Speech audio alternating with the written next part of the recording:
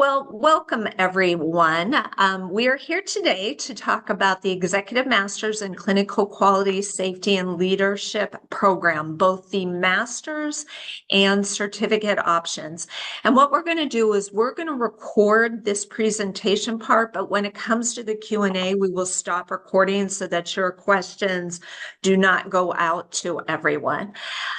Let me start with some introductions. My name is Carol Hemmelgarn, and I am the program director for the whole master's and certificate. And Jackie, do you want to introduce yourself, please? Hi, everyone. I am Jackie Stark. I am the Associate Director of Graduate Studies for the Master's and the Certificate. All right, so we're going to just do a little background and then jump into the nuts and the bolts of the program. So why is patient safety and quality leadership important? Well, we know back in 1999, the Harris Human Report came out. And this is sort of the seminal piece in the quality and safety space. And it's what started the National Patient Safety Foundation, what started a lot of our quality and safety initiatives that go on today. But about a year later, the Wall of Silence book came out by Rosemary Gibson, who's actually an alum of Georgetown University. And what this book did is it put a heart and soul to patient safety, because this book is about stories of patients and families that incurred harm.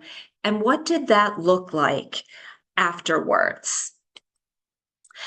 But what is really elevated this work is the follow-up from the 1999 IOM to ERROR's Human Report. So 5 years after it came out, you can see that two well-known names in the space, Dr. Lucian Leape and Dr. Don Berwick, did an assessment from the original report and said, where are we in this space? Are we making progress or are we not? And they rated it about a C+. So since the report came out 5 years later, we've made improvements, but not as many as they think we should have in certain areas.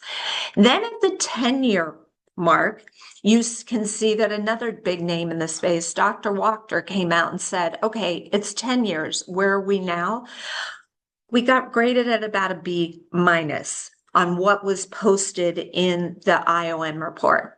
And then at the 2 decades or 20 years, two other well-known names came out, and they didn't necessarily give a grade, but they talked about progress and where had we progressed in areas like electronic health records, hospital-acquired infection, governance boards. But still, it is 25 years since the report, and we still are not where we need to be in this space. And that's why a program like this is very important. And this bore out during the pandemic.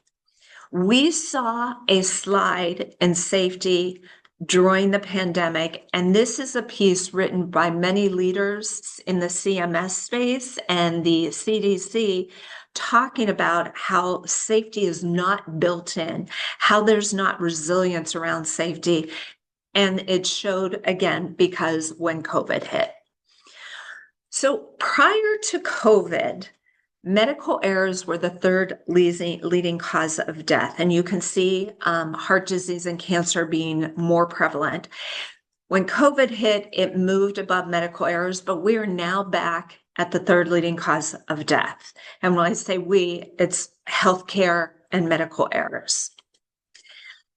Many people that like to think things visually, this is like two jumbo 747s crashing every day, 365 days a year, to add up to a number that is roughly 440,000 lives are lost a year to medical errors. The other visual, and there's many numbers out there. There were numbers that started in the IOM report, anywhere from 44 to 94,000 lives are lost a year to medical errors. Then there was another study that 240, and the most recent says it's more like 440,000 lives a year are lost. So we need to break this string. What's interesting with aviation is we know right away when it happens, everyone's there. It's in the news. It's all that accumulation of lives. In healthcare, it's 2 or 3 in one hospital down the street, 2 or 3 in another hospital, 5 miles away. We do not aggregate those numbers like what is seen when a plane crashes. The other thing is just where are we on the spectrum of safety? And you can see ultra safe organizations like aviation, railroads, nuclear medicine. But when you look at the other side, you would like to think that we are safer than bungee jumping, but we actually aren't. So how do we become one of those ultra safe industries? Well, we have to think about the work we do differently. We have to think more about safety science and safety systems. Because the one thing we do know is that patient safety, quality, and leadership are all inextricably linked together. So let's talk a little bit now about the program, because we know the why it's important to have the skill set and the knowledge. You can see, I'm not going to read everything on the screen, but you see what our mission is for our program. And our vision is to be the premier graduate program in the field of quality and safety, and our values. And our values line with the School of Health where our program resides and with the values of Georgetown University. So talking about the program, when we're talking about the Executive Masters, it is a 16-month online program. It is asynchronous. There are 7 required courses and a longitudinal capstone. We'll jump into that, what that means a little later. We offer 2 track options. Those are the last 2 courses you take in the master's program. You can go full-time or part-time, and there is a required on-site that everyone must come to Georgetown University to participate in. And then you can see the cost of the full master's. We also offer some unique certificates. The first certificate that we offer is what we call our Certificate in Clinical Quality, Safety, and Leadership. It is 3 courses. There is no capstone with our certificates. You can do that in about 6 to 8 months. It's over a 2-semester span. It is full-time. Again, asynchronous, fully online like the master's, and you're in courses with the master's students. So you're mixed in with everyone going through the program. With this certificate, you are required to take Intro to Patient Safety and Quality, and then the second course, Patient Safety, Science, and Risk Mitigation. But what you get to determine in this certificate is the last course you take, whether you want to do quality improvement methods or the effective leadership in healthcare. And then again, the cost of this one is about $22,000. The other certificate that we are now offering is our Certificate in Human Factors in Healthcare. And again, same thing, 3 courses required, same number of credits, everything else online. The difference is you take the Intro to Safety and Quality, and then you take the 2 Human Factors courses, Core Principles, and then Methods and Applications. And the Methods and Applications course is very hands-on, using tools that you will learn and then will be able to actually implement right away within your organization. So just a little bit about the coursework. As we said, it is asynchronous. We say anywhere from 15 to 20 hours of work each week. This really depends on you as a learner. Are you a fast reader? Are you able to synthesize things? Can you write quickly? So we give a ballpark because it really depends on how much you delve into things and a lot of your own skill set. The other thing is we do offer optional weekly meetings and guest lectures, but they are not required. One of the things that we hear about our program that people like is that you're working professionals. Some people are working night shift. They get called in for emergent situations. You have family. So we like to offer different modalities of learning. That's why we offer the weekly sessions and having guest lectures come in. But again, not required because it is an asynchronous program. The other thing that we like to highlight is you're never taking two courses at one time. Each course follows upon one. So it just reduces that cognitive load and burden, thinking that you're having to learn two different courses simultaneously. And again, I'm just reminding for the masters, the on-site is required. The big thing that we highlight about our program is it really is about experiential learning. We give you as much opportunity to be able to learn things, apply it, and then take it to your organization. So it's tools, it's about simulation. And this is a lot of the stuff that is highlighted during the residency is gamification, reflection, simulation. But the experiential learning transposes the whole program. So talking a little bit about the courses, Introduction to Patient Safety and Quality, it's a high-level overview of the whole program. So it's touching on the key elements that you will need to know. And the subsequent courses delve in more depth. So it's sort of a scaffolding approach. We want you to learn a little bit in the intro course, but then we're going to go deeper and deeper as you go through the program. Course 2 is all based on a case, a clinical case, and you're applying things like how do you identify errors?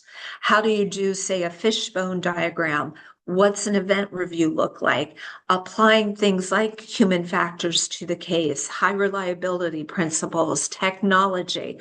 So the case runs throughout the whole course. The third course are quality improvement methods. We partner with NAHQ, National Association of Healthcare Quality, using their textbook and videos with the intellectual capital of our faculty, where you are set up after you finish this course to sit for the CPHQ exam, if that is something that you want to do, which is what attracts many people to our program, is to be able to get the certificate and or the master's, but also be prepared to sit for that CPHQ exam. Our fourth course is leadership, and it's leadership as it applies to healthcare, and it's also practical leadership. Well, you'll learn a little bit about the theories. It's more of emotional intelligence, negotiation, communication. How do you influence change management? So it's not your studying about leadership, it's more it's about how do you apply the skills to be a leader. The fifth course is all around interprofessional experiences and communication. This is the course where the on-site takes place. And this course builds upon the leadership, again, about how do you give feedback? How do you have difficult conversations with patients and families, with colleagues in the system? So what I'm going to move to next are the 2-track options. So the first track option for the master's program is policy, regulation, and economics. So this is sort of that business side, understanding how does our healthcare system work. So HHS, Health and Human Services, the different entities under there, Agency for Healthcare Research and Quality, the CDC, who is OIG and what is their role? Office of Inspector General. What are the various payment methods? Regulations like accreditation, like Joint Commission. So again, that business side. And then the next course is creating and leading sustainable change. So this is all around change management. So now you're in this leadership position. How do you motivate people to implement the work and the change that you want them to see? The other track is our human factors track we talked a little bit about. The first course, again, it's core principles. You have to understand the basic principles of human factors, sort of that socio-technical system, and something called like the SEEPS model. And then the second course is how do you do task analysis, usability testing, heuristics. So the tools that these human factors scientists use to make healthcare safer and or prevent problems upstream, being proactive in the safety arena. Just a little bit about our on-site because it is one of the highlights of the master's program. And these are just some comments from learners at the on-site have said. But the biggest thing to know, it is not like going to a conference. It is literally you all engaging and doing activities. We bring in a professional coach who helps coach you with leadership skills and styles.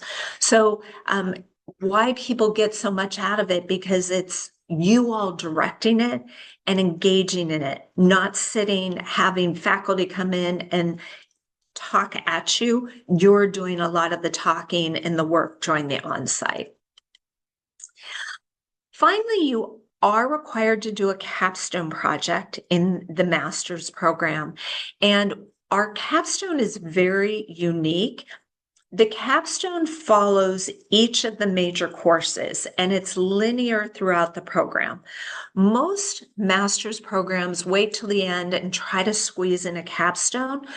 Our students have had the best success when it runs throughout the course of the program so they can be working on it. And the thing is, you get to pick your capstone.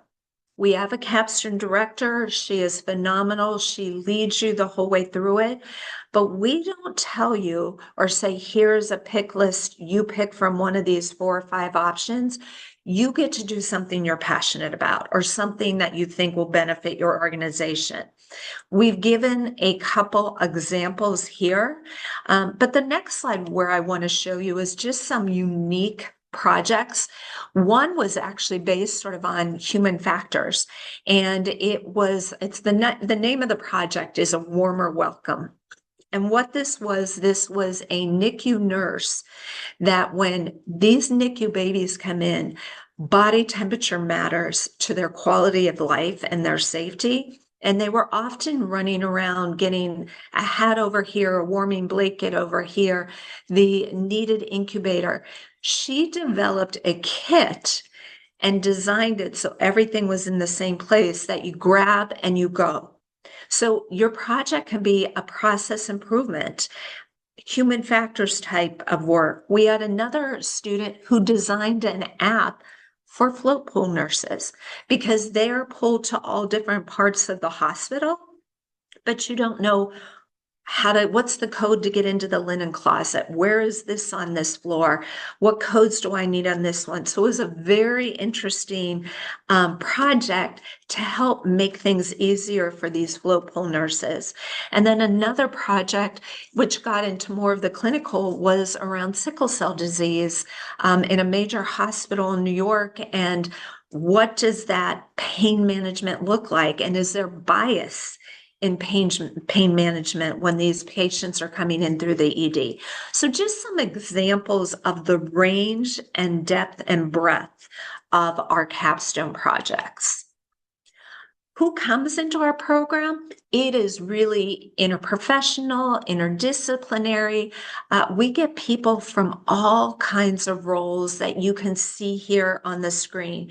And the more diverse the cohorts, the richer the conversations, as I'm sure you can imagine. The people that come through too, oftentimes some want to just get and have more knowledge in the safety and quality field because they want to up the level of work on what they're currently doing. Others are coming in because they want to move into different leadership roles. So they want to become the patient safety officer. We've had people go out that do consulting and consulting organizations. They want to move up to either director level, CMO, CNO, and they feel like they need to have that quality and safety background, but just some different ideas of pathways for leadership opportunities. just a quick look at our faculty. The biggest thing I want to tell you about our faculty is we don't have any faculty that haven't actually done the work in the area that they teach. So we make sure that they have actually done these jobs. They have actual experience. So the person that teaches our policy and regulation course worked at the Joint Commission. The people teaching the human factors course have either master's degrees and PhDs in human factors. All of our faculty have to have lived experience in the courses that they teach. So Jackie, I'm going to turn it over to you to talk about like the schedule and how things run in the program. Hi, thanks. Yeah. So really our course schedule is unique in the sense that if you are taking the program full time, you will be taking 2 courses, including 2 capstone courses for each semester. So the way that it's built out, you can see if you were to start in spring, you'd be taking course 6501, Intro to Safety and Quality. You would take that for 6 weeks, which would run from January through February. Then you would take course 6601, your first capstone week. You get a 1-week break, and then you would start into 6502, Patient Safety Science, Risk and Mitigation, 6-week course through April, and then 6602 immediately following that. What's unique about our program is it is 1 course at a time. Our goal is for you to really focus on that specific topic and really understand the concepts versus trying to juggle 2 courses at the same time. Summer, you only are required to take 1 course and 1 capstone, and then you get a month and a half off. If you are full-time, you finish the program in 16 months, so over 4 semesters, including that summer. If you, Carol, if you can go to the next slide. This is an example of the fall. We will send this PowerPoint out so you can dive a little deeper. Next slide, please. If you decide to go part-time, the primary difference between full and part-time is the time in between the courses. So you would still fall in with a cohort. You would still take the 6-week course followed by the 1-week capstone, but you'd simply have much larger breaks in between. So for example, if you were to go part-time starting in spring, you would take that 6501 course from January to February, capstone 6601 immediately following. Then you wouldn't take your next course till it's available again. So 6502, you would then take October and November in the next fall semester. You would need to finish the program within 3 years if you are part-time, but we would work through that with you to build out your unique schedule based on when you start fall or spring. Georgetown has some great military benefits. We not only have worked very well with the GI Bill and the military benefits available, but we also participate proudly with the Yellow Ribbon program. So generally, if you do qualify for 100% GI benefits, you would also qualify for the Yellow Ribbon program, which would help offset any additional expenses that you would see throughout the program. Next slide. I also want to point out educational assistance, both through MedStar, our partner in this program, as well as any educational assistance external. We tell folks to reach out to their EdAssist, see what kind of benefits they have. Oftentimes it's based on a fiscal year or a calendar year. So if you are full-time in the master's, it would cover 2 years of the program. You get 2 years of EdAssist benefits. If you were to take the certificate and you were to start in fall and go into spring, again, it would likely cover 2 years if it's based on a calendar year. So reach out to your HR folks. They should be able to be in touch with you about what your educational assistance benefits look like. Georgetown University does offer some scholarships and some collaborations, one of them being with the Federal Academic Alliance Scholarship. The other one is the Maryland Tech Council. If your organization is part of the Maryland Tech Council, we are able to offer scholarships there. There is a link there for scholarships for new students, and we are always looking to partner with different organizations to be able to offer scholarships. So if you know of any, please let us know. Admissions deadlines, spring is right around the corner. November 1st is the deadline. Fall is July 1st.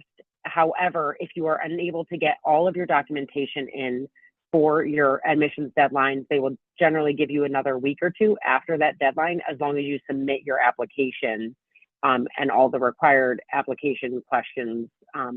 So be able to give you a little extra time on the back end. So just reach out if you don't think you'd be able to get your, generally letters of recommendation tend to be, have the longest time frame on them. So just let us know if you need any assistance with that. So I'll close out and we'll open it up for questions. Our program is accredited by Georgetown University. Any master's undergrad program has to be, but we have gone above and beyond, and we have another accreditation, and it's called CAMI for short. You can see the full name. We literally just went through this last week. We had our site visit. But what this does is it really looks at programs, equal programs in this quality and safety space. And are we all striving for the same competencies and education? And we have been reaccredited. We'll be reaccredited for 7 years. So again, it just puts our program through a more rigorous process. I always like to say, for any of you working in the hospital arena, it's like Joint Commission, going through Joint Commission with all your documentation, narratives, and then coming and doing a site visit. So as Jackie said, we're going to send you these slides and the recording so you can listen to it again, but you'll have the QR code. You see the process that you would go through. And Jackie and I are always available to hop on a phone call and answer any one-on-one questions that you may have. So I'm going to stop sharing.